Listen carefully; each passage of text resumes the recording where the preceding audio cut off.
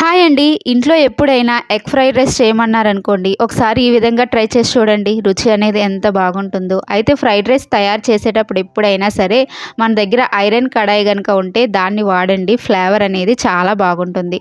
ఇక్కడైతే 3 గుడ్లను పగలగొట్టుకొని వేసుకొని మంచిగా ఫ్రై చేసుకొని ఒక ప్లేట్లోకి తీసేసుకోవాలి. అదే కడాయిలోని ఒక 2 టేబుల్ స్పూన్ల వరకు ఆయిల్ వేసుకొని సన్నగా తరిగిన క్యాబేజ్, బీన్స్, క్యారెట్ వేసుకొని ఫ్రై చేసుకోండి. ఇంకా ఉంటే క్యాప్సికమ్ కూడా వేసుకోండి. మరి ఎక్కువగా కాకుండా కొంచెం పచ్చివాసన పోయేంత వరకు ఫ్రై చేసుకున్న తర్వాత ఇందులో అల్లం వెల్లుల్లి పేస్ట్, కారం, ఉప్పు, గరం మసాలా పొడి వేసుకొని కలిపేసుకోండి. తర్వాత ఎగ్ మిశ్రమాన్ని కూడా వేసేసుకొని కలిపేసుకున్న తర్వాత నార్మల్ రైస్ ఒక 3 కప్పుల వరకు చల్లార్చుకొని వేసుకొని పైనుంచి కాస్తంత మిరియాల పొడి కూడా చల్లేసుకొని కలిపేసుకోండి.